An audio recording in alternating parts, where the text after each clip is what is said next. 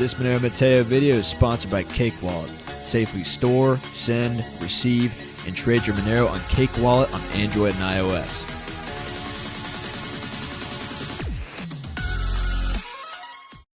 Alright guys, what's up? Monero Matteo, welcome back to the channel.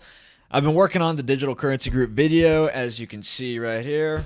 A lot of stuff to go through there. I mean, that's probably going to be like a 5-hour video. I mean, I thought about splitting it up, but honestly, there's just so much to go through that I may just intertwine it all together. And when you get a nice Saturday afternoon, maybe with, sweet little honey, instead of going to the movies, you can just watch my video on the digital currency group. Dig down the rabbit hole a little bit, and then maybe you'll dig into a rabbit hole yourself. So, I don't know. But, there's a lot of news coming out about Bitcoin that we're going to get into here. And, there's some stuff going on with the IRS setting up honey traps for people, and they get caught using Bitcoin. Again, if you're on the dark web, I don't know why you aren't just using Monero. Okay, it's just not that hard. Just make the adjustment, make the flip so that you don't get caught up in the Pooh Bear's honey trap, right? So, that's going on. And then we're going to talk about El Salvador. There's some really sketchy stuff going on with that you need to be aware of, because if what is going on there comes here or it starts to expand, that's going to be worrisome. That's not going to be pro-freedom. That's not going to be pro-privacy, as a lot of people think. And I found that there's a lot of dishonesty going on in the digital realm, in the Bitcoin realm. And I just think that people need to stop being high on the gains, and they need to pay attention to what all this means for human freedom, because the new financial system which is coming out is going to integrate artificial intelligence, blockchain, and other control systems in order to make it so that you are a neo-feudal serf in a new scientific global dictatorship. That is what's happening. And so that's why we have the Monero First movement. That's why we are really trying to get people into this sector, which is like, the whole sector is worth $12 billion right now. Okay, and we talked about this in our last video. There's just so much room to run. So if you're all about the gains, I mean, look, this is the place for you, but it's more than that. It's about freedom, and it's about creating a parallel economic system which allows people like me, presumably a lot of people like you, to have a chance to survive and thrive in this brave new world. And so that's what we're trying to do here. So good content coming today, some stuff to share with you. Good content coming next week. A lot of people have reached out to me to talk about Haven, Darrow, Pirate Chain. So we've got interviews like that coming in the mix. Sorry, I just had Panera. Oh, dude, they got them candy cookies. Oh, my Lord. Amazing. We love Panera. But, so good stuff happening. Good stuff happening. We've got that interview going on with Arctic Mine, who is a Monero developer, coming on Friday, God willing. And so that's going to be good content, too. So before we dig into the content, guys, just make sure you like these videos so that they move up in the algorithms. Subscribe if you think freedom and big gains is for you, but mostly freedom, guys. I mean, we want to keep things based. We want to keep things oriented towards the things which actually matter, because none of the gains really matter if we don't have freedom, right? So if this is for you, subscribe to the channel, share the links, donate below at the addresses that I have there. And so, with that being said, let's dig into the content. Thank you, everybody, for watching. Make sure you comment if you find this stuff interesting. And, let's rock and roll. So, here we go. Yeah, I'm digging into a lot of stuff here. So, where's the tab? There we go. So, the IRS goes undercover as a Bitcoin trader in a $180,000 sting. And they're going to do that. They're going to get you caught up in things. So let's go ahead and read a little bit of this. On the hunt for tax cheats, fraudsters, money launderers, and dark web substance dealers, the IRS has sent an undercover agent to work on a market for trading Bitcoin, Ether, and other cryptocurrency. And so remember, all these things are tracked and traced. And it is still shocking how many people still don't know this. And then they think the Lightning Network is private, which there are many issues with that. If you want more info on that, check out our Patreon. Look at our Lightning Network report. We've done a lot of research into that. In a search warrant viewed by Forbes, back to the article, an undercover IRS agent went by the name of Mr. Coins on localcryptos.com, a platform exchanging cryptocurrency for dollars and other fiat currencies. Mr. Coin's profile, still alive at the time of publication, had 100% positive feedback after shifting up to $200,000 in digital money. Right. So localcryptos.com. And there are other websites that you could go to like that, which are peer-to-peer. And there's local Monero, there's local Bitcoins, which I'm not sure if people still use local Bitcoins. Let me look this up. That might have gotten shut down. Local Bitcoin.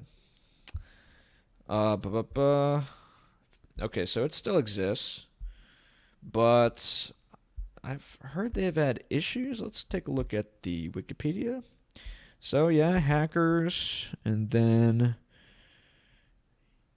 Bitcoin's got registered as a virtual currency provider, so Finland's doing some work with that. So yeah, maybe that's still okay. Okay, so yeah, that's something to look into. But yeah, I mean, I generally don't try to use these. It's best to just wait for the atomic swaps to come out, which we talked about in the previous video. But anyways, back to the article. But his biggest success may have been to take down an alleged dark web substance dealer, whatever, tracking him into sending more than $180,000 cash to the IRS in exchange for cryptocurrencies. Now, what cryptocurrencies? Well, Bitcoin, because Mr. Coins is a genius. Mr. Coins put up an advertisement offering to buy Bitcoin via cash by mail and above market prices. All sellers had to do was get in touch over encrypted messaging apps. WhatsApp, I would not use that if you're looking to have private conversations. Jim Breyer is in many cases behind that, and Facebook, by the way, so I don't know why you would think that would be a place to converse about things like this. Shortly after, a person going by the name of Lucifallen21 got in touch to inquire about the ad, according to the search warrant. Yeah, it seems like the type of name that would get people in trouble. The IRS, without saying how, determined that Lucifallen21 was actually Evansville, Indiana resident Chase Height. By July, he had agreed to buy from Mr. Coins, wrapping up $15,000 in cash and clothes, putting the money in a box and posting it to the agent in exchange for approximately 1.59 Bitcoin, according to the government's account. So, yep, they're tracking you. They're tracking you. And I'm just going to skip to the part of this article which I find relevant. So right here, I mean, this is just perplexing to me.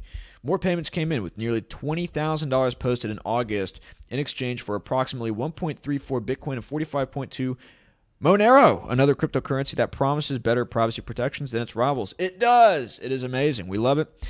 But my question here is,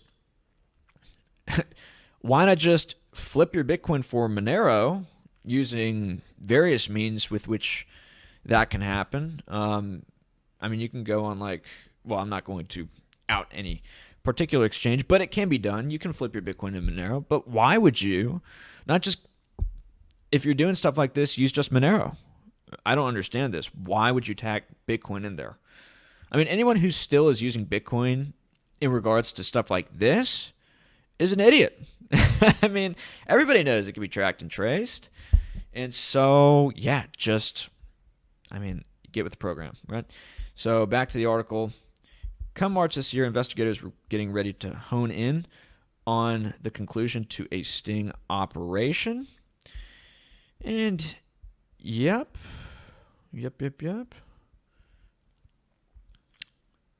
There was something else here.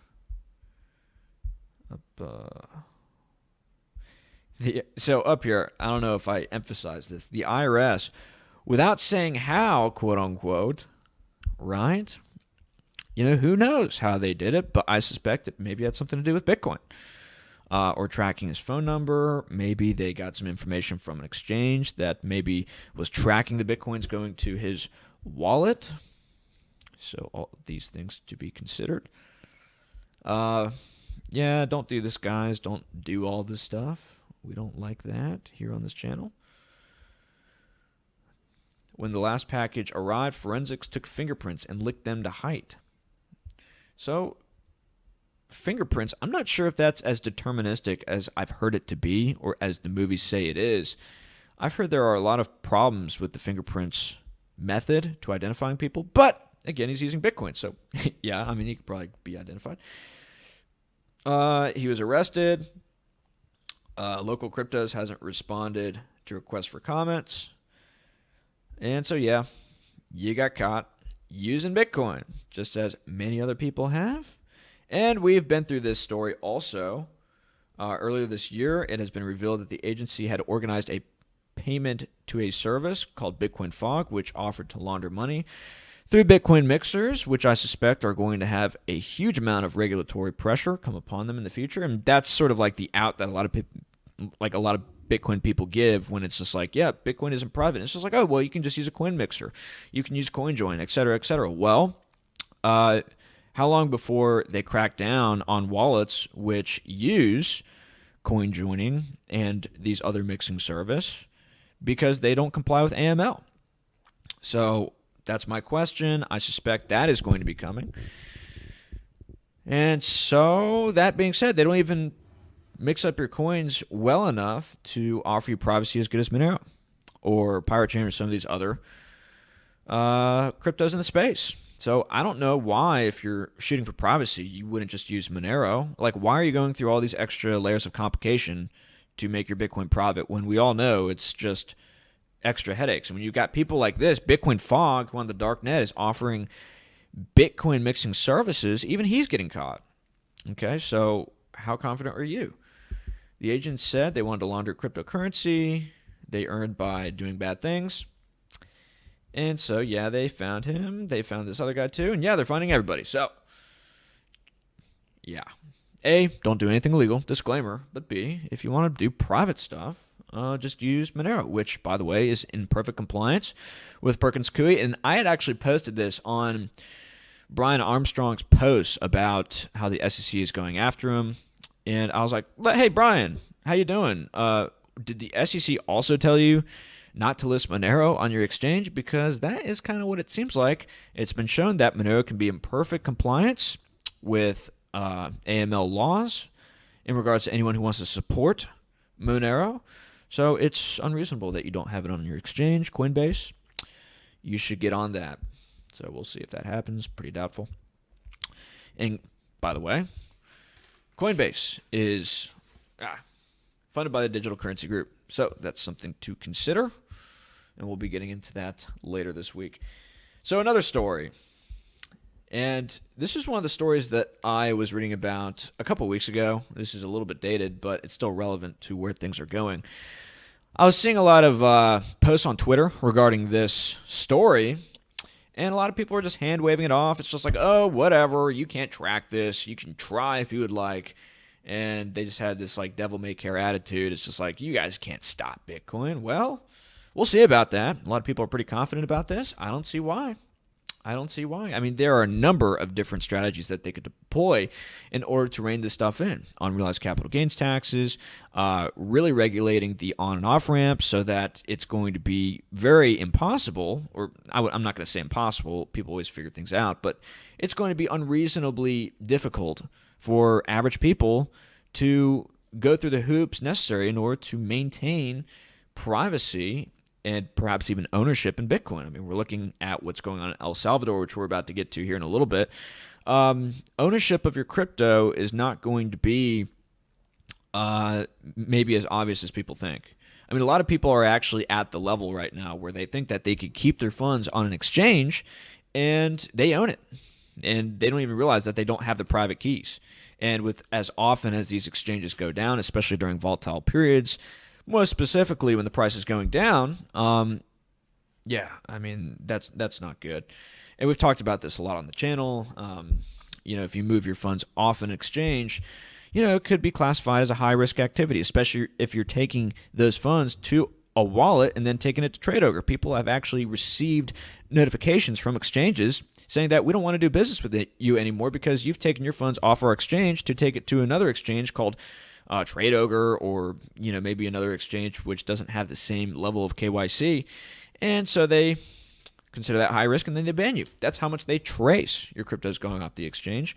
And who knows, maybe at some point they say, oh, if you take a certain amount of your funds off the exchange, and they're already limiting ever more the ability for you to get your funds off the exchange by increasingly setting up ever more stringent limitations as to how much crypto you can take off, as we've seen with Binance, for example. That could be an ever more prominent issue. So let's get to the story. EU will make Bitcoin traceable, and I don't know why they say they're going to make it traceable. It already is, and banned anonymous crypto wallets. Right? Okay, so let's read this story. Cryptocurrency exchanges like Binance, Coinbase, and Kraken could be forced to collect the details of people sending and receiving crypto. They already do, as far as I'm concerned. But maybe they will have to do it in Europe. The EU's executive branch announced the potential change on Tuesday as an effort to fight financial crime. The aim of this package is to improve the detection of suspicious transactions and activities and close the loopholes used by criminals to launder illicit proceeds. Blah, blah, blah, blah, blah, right? The classic same old story. If you use crypto, you're probably a criminal. It's like when John Oliver came out against Monero. He's just like, you buying Monero? I mean, it's like you going to Home Depot to buy a plastic tub that's the shape of the human body. And it's just like, they want to make it assumed that if you're using crypto, and especially if you're using private crypto like Monero, then you're a criminal. When we all know that if it's not private on the base layer, then it has fungibility issues. And most Bitcoin people even admit this. And if it has fungibility issues, then you have issues in regards to the sophistication and the ability to validate the values on the accounting ledger, which is all Bitcoin is. So moving on, the proposed rules would require cryptocurrency exchanges to collect customers' identifying information, bringing them in line with KYC rules already imposed on other financial institutions. So yeah, it's going to be coming. And there are some people who respond to stuff like this and they say, oh, well, we could just set up exchanges in different countries. And I was arguing with somebody last night about Monero versus Bitcoin. And that's a fun thing to do on Peter Schiff's threads because you have a lot of Bitcoin maxis and fanboys being like, Peter, you're so stupid. But I'll argue with them and say, hey, Bitcoin's actually inferior to Monero. It's a good place to debate, right? Maybe I'll get the attention of Peter Schiff. I'll come on the show. That'd be great. But they'll be like, wherever there's an issue with regulation, we'll just go to another country and I'll bring up how Bitcoins have been blacklisted by authorities. And then they'll say, oh, well, if miners are having issues with the authorities wanting to blacklist things, they'll probably just go to a different country. One, that's probably not going to happen because a lot of these Bitcoin mining firms are increasingly being run by people like the Digital Currency Group, Blockstream, and other companies which have a lot of relationships with international governments, number one. Number two, there are investors which are heavily invested in these mining operations, especially if they're corporations, right? And it's not going to be so easy to move your corporation to another country. And just because, the government says you can't mine certain coins, I mean, that's not most of the coins, presumably. Maybe it'll break a critical threshold in the future and they will move. But for the most part, they're about making profit. They're not all about, maintaining and upholding the virtues and the values which were upheld by Satoshi Nakamoto and the anarcho-capitalist apostles, that all transactions should be allowed in a free world and, all this stuff. They just want to make a profit. And so it's unlikely they're going to move if it just comes down to not processing a certain number of transactions, right? And so, and then roots are made. A lot of roots are being planted here in the United States and in Canada, and you already have the establishment of regulations coming down on these firms. And global carbon taxes are going to kick into that. We already have global minimum taxes, so even if they do move to a different country, well, they'll probably have to pay some global tax, which is coming in the future.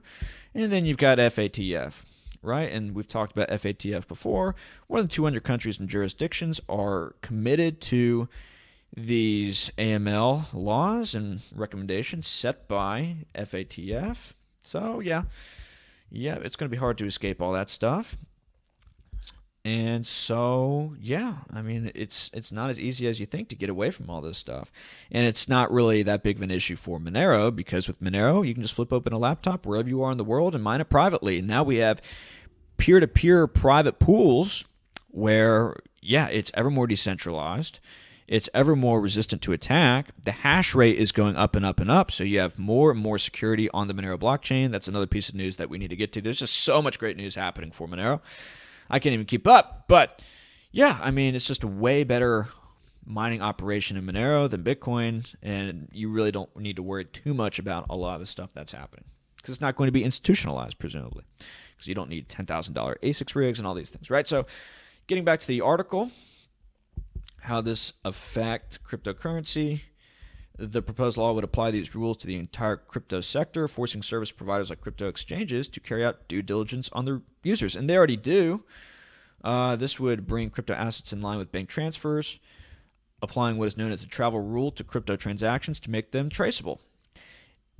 In practice, this means that a service provider exchanging crypto on behalf of a customer would have to record their name, address, date of birth, and account number, as well as the name of the intended recipient of the transfer. Now, I'm not sure if this is referring to transfers which are being made from the exchange to the exchange participant who is buying from the exchange, or if that includes the exchange participant, the customer, sending those funds off the exchange.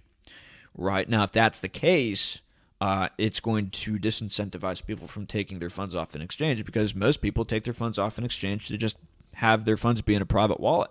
And if they are going to ban, as it's said here, anonymous crypto asset wallets, well, how are you going to get your funds off the exchange is my question.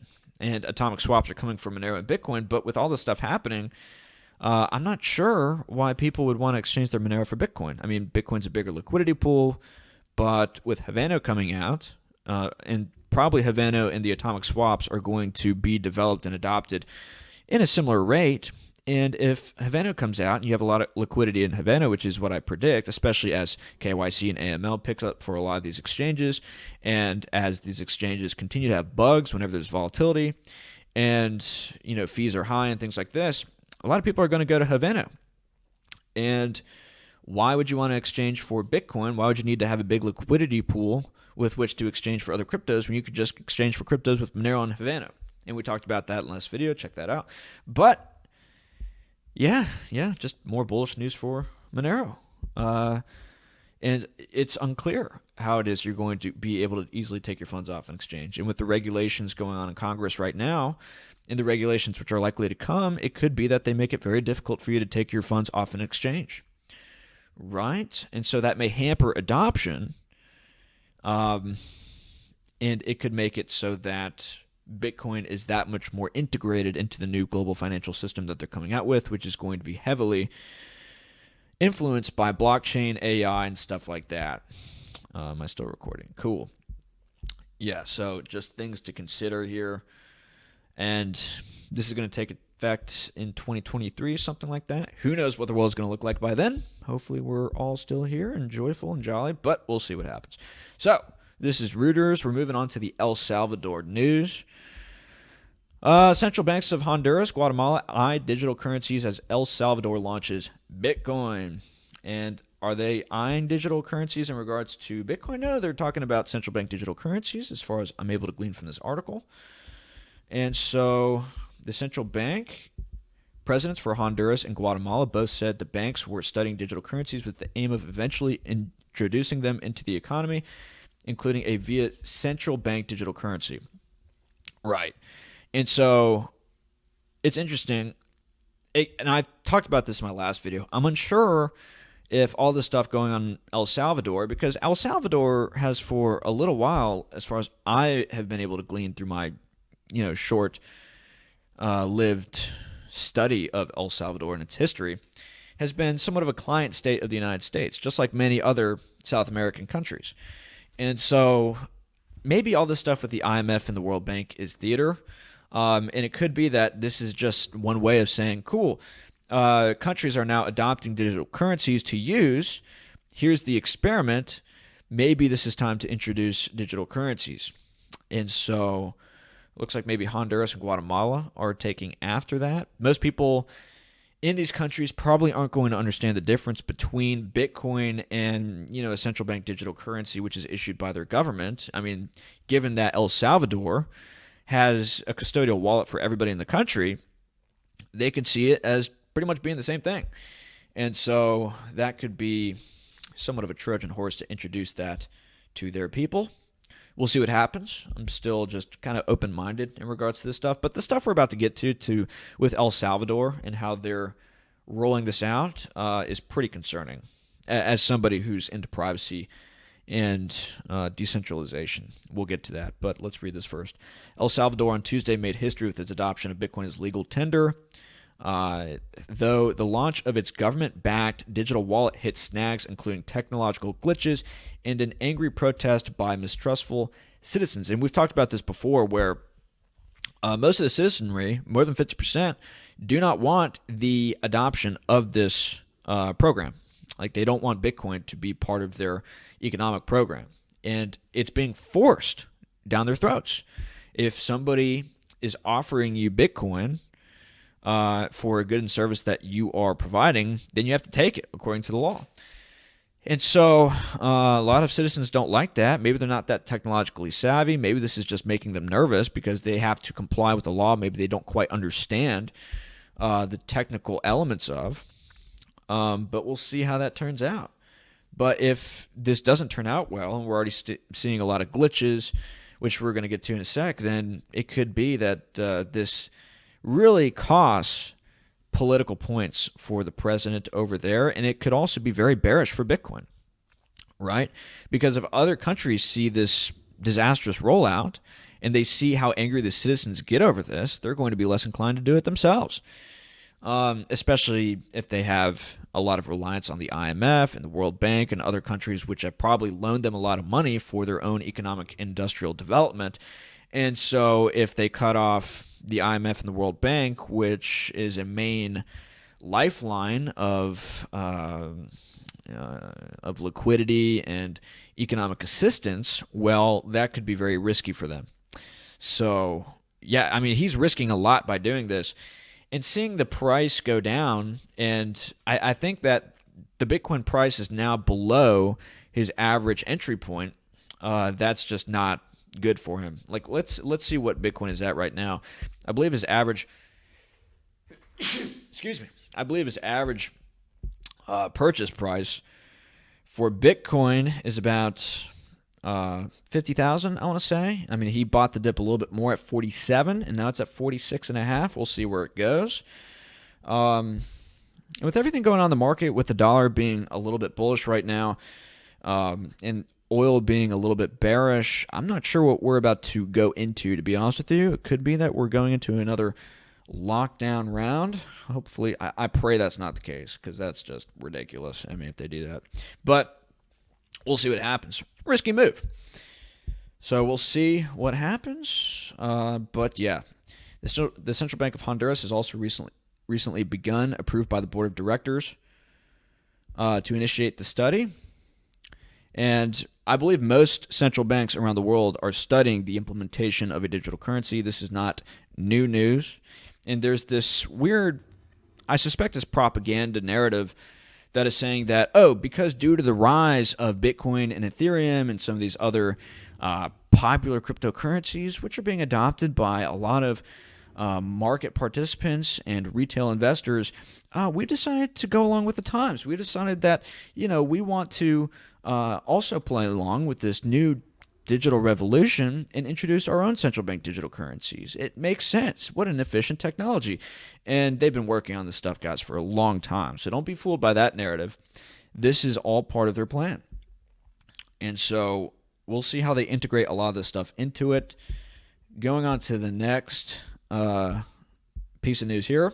This is talking about El Salvador's issues that they're having with the Chivo wallet, which is the wallet that they're using. So if you want to get your Bitcoin out of this Bitcoin bank, which is essentially what this is, it's like a central bank for Bitcoin in El Salvador, the only wallet provider, you can use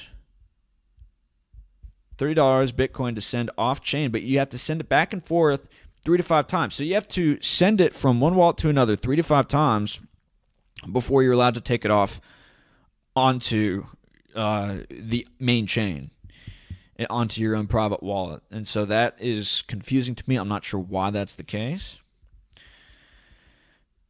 So native SegWit's being used. And so here's a privacy issue which caught my attention. The Lightning invoices generated by Chivo contain the full legal name of the creator of the invoice. This to me seems like a privacy issue that should be dealt with. And remember, a lot of people are like, the Lightning Network, it's totally private. Clearly not. This is an issue, right? Now, it could be an issue with the wallet and maybe not the network itself. Maybe it's an issue with the node. If you guys are more technical in regards to that, please leave a comment. Name is whited out, but it is in the description field. So maybe this is just an easy fix. We'll see. And so these are just more bugs. Potential bug, another bug. Chivo app appears to have a minimum send amount for both on-chain and Lightning. We feel that this is created for on-chain BTC, but was mistakenly applied to Lightning as well. Another bug. Chivo tends to send. Well, let me start over. Chivo tends to scan Lightning Network QR codes correctly, but when pasting in an Lightning Network invoice to the app, it tends to bug out. This may be a format mismatch between Chivo and Bitrefill, but I would suspect it is happening with other LN wallets as well. Another bug, when sending on-chain BTC, Bitrefill asks the user to send a certain amount, 0.0001 Bitcoin, and the user in Chivo inputs that number, but then afterwards Chivo takes the fee from that, and so Bitrefill receives less than what was expected.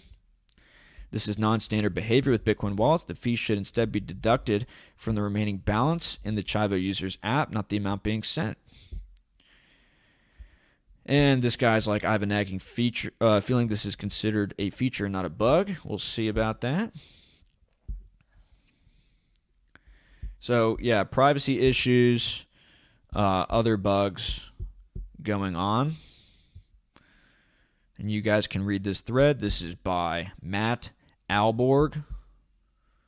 I'm not sure if that's another derivative of a cyborg. I'm not sure. It's still Bitcoin batched on Lightning, so no, it's not comparable to CBDC. Okay, so yeah, just more stuff you could read there.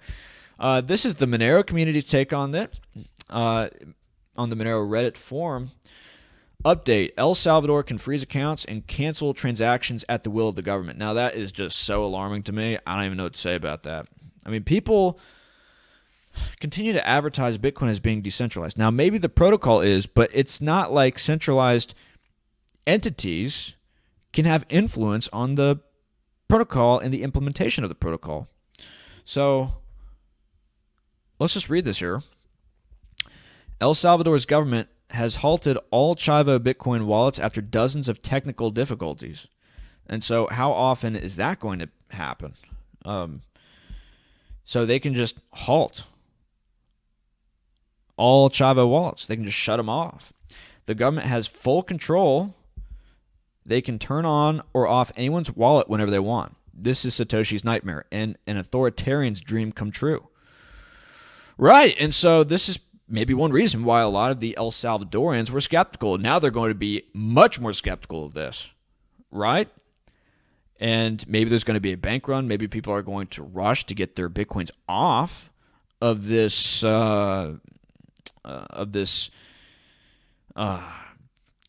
bank ledger, I guess you could say. I mean, it seems to me like a classical gold standard bank, where everyone's got an account at this bank, and when you transact, it's not that you're moving assets from one entity to another. It's just an internal accounting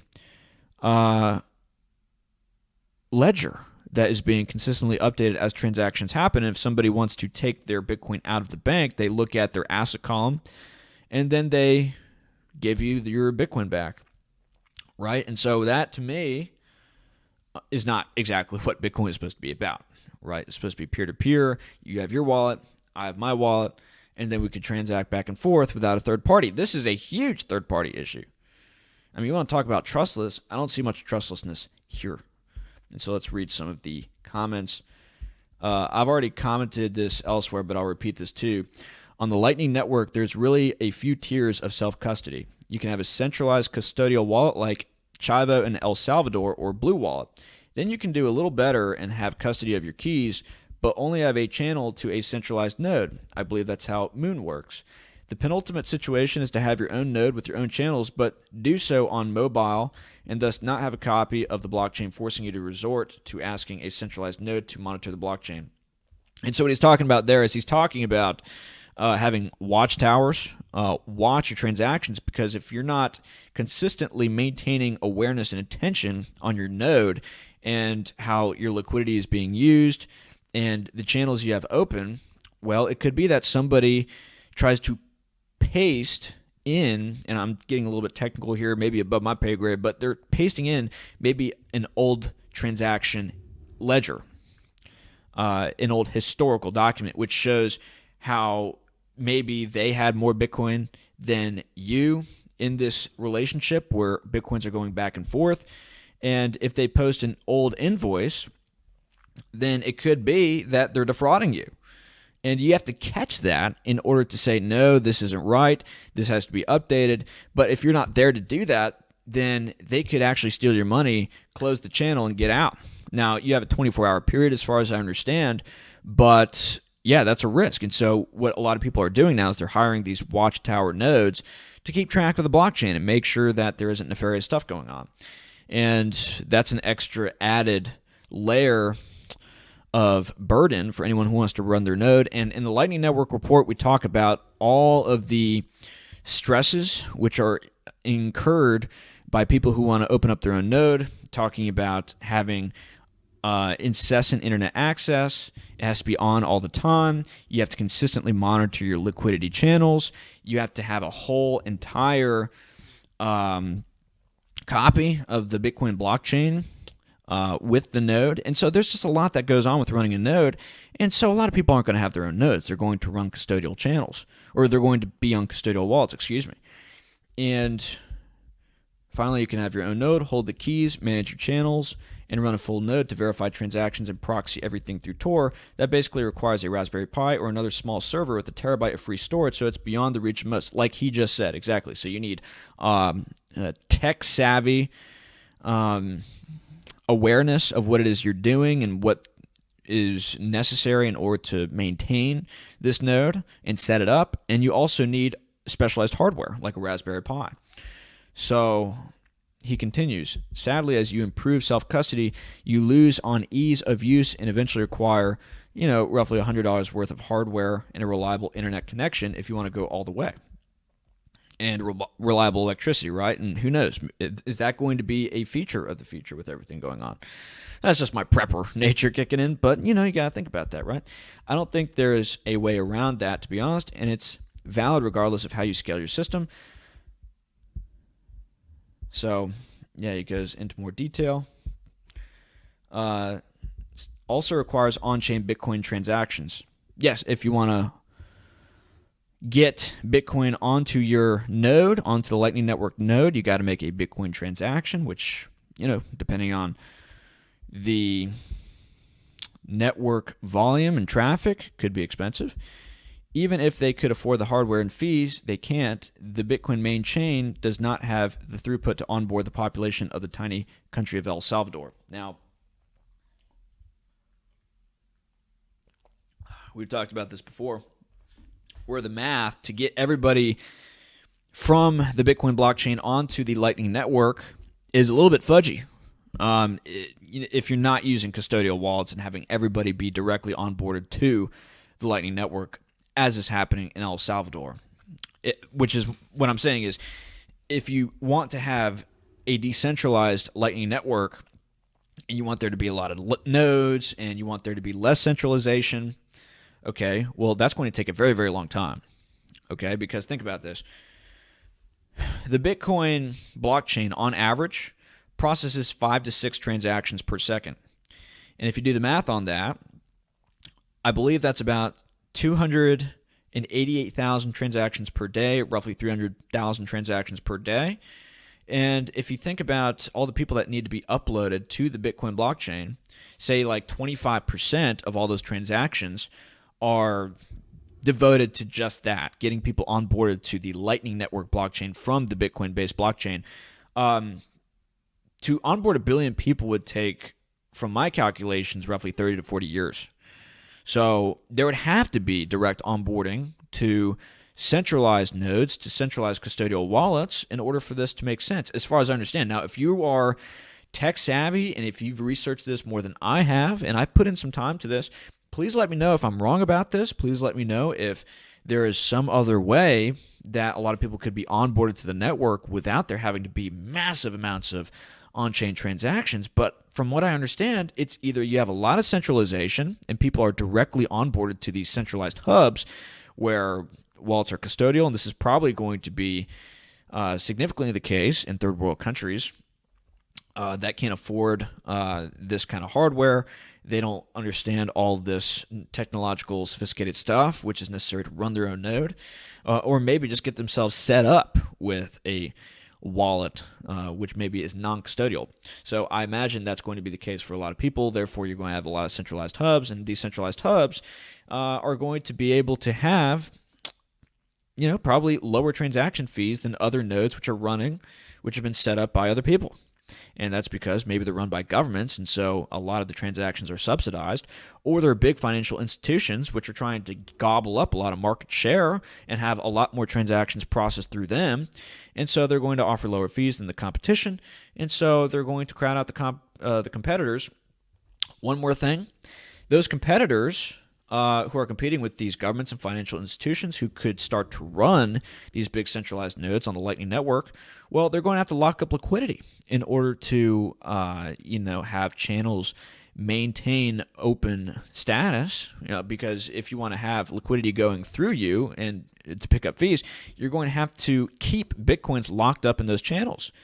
Okay, and so if you're receiving not that much money because your competitors are charging low fees, if any fees at all, and then you're just trying to go along with the Lightning Network zeitgeist of having transactions almost be free or whatever, well, you're not going to get that much of a return on your Bitcoin. I mean, you could loan your Bitcoin out with some of these other companies which allow you to basically use your Bitcoin to loan your Bitcoin out. I mean, you could get like 4 to 5%, right? And I've never lent my Bitcoin before, so I'm a little bit of an elementary school kid when it comes to this stuff. So Bitcoin loaning APY. Just consider this, guys. And again, we talked about this in the Lightning Network article if you want to check that out. Okay, yeah, BlockFi. That's the one I was thinking of. So BlockFi, just for quote-unquote saving your Bitcoin, which presumably is as risky as maybe just locking your Bitcoin in on a channel, maybe less so because with a channel you have to monitor liquidity. We talked about the watchtowers before where you have to look out for fraud even. Okay, so you get 4.5% APY. Right, and that compounds and everything like that. On Nexo, you can earn 6%, uHolder 4.8%, Celsius 6.2%. And so if you're receiving a smaller API, which is probably going to be the case, locking your Bitcoin up on the Lightning Network, then, just lending out your Bitcoin to these companies, I mean, why wouldn't you do that? So again, that's another disincentivized, that's another way to disincentivize people from setting up their own nodes. So I just see a lot of centralization happening on the Bitcoin Lightning Network. I think that is highly probable. And so this guy makes an argument. He says that, payments can be cheap if the meme pool is empty, which has been the case the last few months. But, the meme pool is not always empty. He responds. You could read this whole argument. They get pretty technical here. Yeah, I mean, he talks about onboarding India. Oh my gosh. To try to onboard India to this thing, it would be a nightmare. If you didn't want to just have hyper centralization, but when you have hyper centralization, you have a single point of failure issue, and that's what you're seeing in El Salvador. Because if somebody's got to make an update like this to the wallets, or to the wallet, there's just one single wallet, it's kind of like a monopoly, well, then the network shut down. The payment network is shut down for the whole country. So just problems. Welcome to the wonderful feature of the Lightning Network service providers. Such a great update to Bitcoin. Much wow. Been saying this for years. Lightning Network equals centralized KYC cuckery. Yeah, I mean, guys, just use Monero. I mean, the revolution is in Monero, guys. Monero first. The privacy coin sector is going to go nuclear, and just, yeah. So this is why I think Bitcoin, as well as many other reasons we've talked about on this channel. I mean, we must have posted at least 100 different arguments as to why Monero is going to go nuclear against the price of Bitcoin at some point. I imagine it soon with Haveno and atomic swaps, and especially everything going on with digital ID, and the people in power in Australia and Canada literally telling you, hey, we're going to lock you out of the economy if you don't get the stabby. Okay, so seriously, guys, just the bullish case could not be bigger for Monero and for some of these coins you're talking about. So this is another argument for our thesis, right? I am laughing so hard at idiots, and I'm not saying they're idiots, right? This is a little bit bad faith, but who claim Lightning Network will solve everything, like a lot of Bitcoiners. Of course, Bitcoiners will disagree with you while providing absolutely no arguments and accusing you of shilling crap coins. Whenever I posted about Lightning Network shortcomings on Bitcoin, I get downvoted. There's a religious fervor. And so, there is a lot of just irrational hopium going on in the Bitcoin community. And the thing about Bitcoin, guys, is that its sole function and purpose is to serve as a decentralized, digital, efficient medium of exchange that is an accounting ledger that everybody can have access to seeing and validating.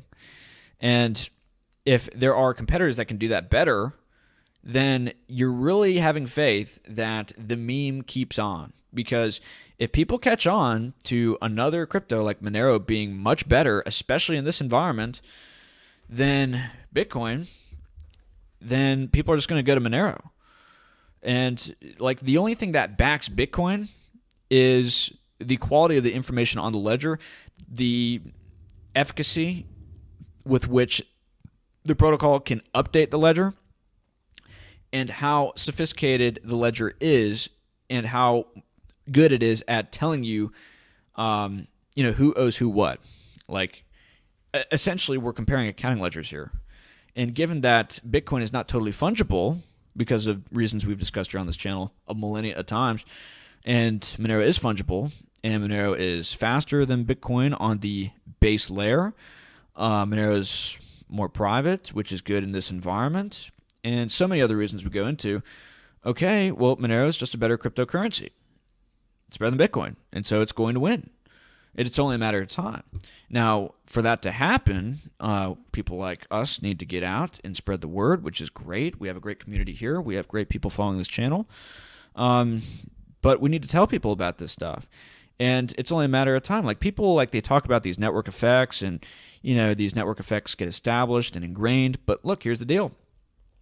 When people see profit in another better technology, okay, and they're able to see that the gains could be absolutely epic, then they're going to make that move. And then other people are going to make that move. And then other people, that's what happens, guys, when you have a market which is totally run on the gains. I mean, the early adopters are typically the ones who are all about the fundamentals, and they're all about the use case for Monero, which is what we are here on this channel. I mean, we see the value proposition for this crypto and for the space in general. And so we are in here because we're trying to get people to build a parallel economy and establish a beachhead against the new scientific global dictatorship, which is happening, and to have a way that we could survive and thrive. Now, it's more than gains for us. But for a lot of people who want gains, they're going to look at Monero and be like, wow, Monero is actually a better cryptocurrency than Bitcoin. I can't believe it. I mean, the gains could be huge. Monero is only at a $4.5 billion market cap, and Bitcoin's almost at $1 trillion. Whoa, holy moly. And so people are just going to take gambles. They're going to park some of their Bitcoin in Monero. More people are going to do the same. And then there's just going to be a mad panic at one point. I'm telling you, it's going to be a panic. I don't know when this is going to happen, but there is going to be a major panic for people to get out of these major public blockchains, which are totally tracked and traced and are integrated into this new global financial system of tyranny. And then they're going to flood into these coins. And so, yeah. Is there anything else to talk about? I've been kind of ranting a little bit. I was going to talk about this story here, Saudi Arabia. Arresting, this is from a few years ago, Saudi Arabia, they arrested a lot of the princes at the Ritz-Carlton. They beat billions of dollars out of them, basically extorted them so that they get their freedom back. And this is what I always say about people who have Bitcoin, who have exposure to public blockchains, and say, yeah, catch me if you can. And even if you do catch me, you can't get my cryptos out of my wallet. Well, I mean, unless they Saudi Arabia, they tie you up, beat you, and say, you give us your money or we're going to kill you, right? So, yeah. You just don't want your wealth to be tracked and traced in this environment at the end of the day. So, yeah, that's all I have to say. I've been ranting for a little bit. There's more stuff coming later. We could do a quick update of Trade Ogre, the markets. Pirate Chain continues to buck the trend. Pirate Chain had another good day today, up 14% on the day. So again, we're in this consolidation phase, guys. Just be patient. Good things happening. No big deal. And nothing's really changed from yesterday. So I don't think we really need to update this. But yeah, if you need more info, check out our video yesterday. And that's about it. Now, if you guys have more info on the Lightning Network, I'd love to hear it. I'm always looking to learn more about this stuff. I'm absolutely open to being wrong about anything. Maybe Bitcoin's a better crypto than Monero, but that is not at all what my research says. And I think that we have incredible, intelligent talent here in the Monero community and here in the private space. And yeah, there's just more and more great things happening. So yeah, let me know your thoughts are, and let me know what you're thinking. That's about it. I'm tired. I need coffee. Okay, I've been looking into this digital currency stuff all day today. I had a lot of sugar from Panera Bread. The candy cookies, again, are key. But, yep, that's it. Monero Matteo. Hope you guys have a great, wonderful night. Check us out in the social media links, Odyssey especially, Gab, Twitter, Telegram, Patreon. Subscribe to our Patreon. Support the channel. We'd love it. Donate at the addresses below. We got Pirate Chain, Darrow, Cardano, even Bitcoin, but that's going to be flipped immediately after I get it. We don't really dig that stuff anymore. We're not big BTC hodlers in this day and age. But, yeah. Help out the channel and continue to tune in. Subscribe. We got great stuff coming. And God bless. Take care.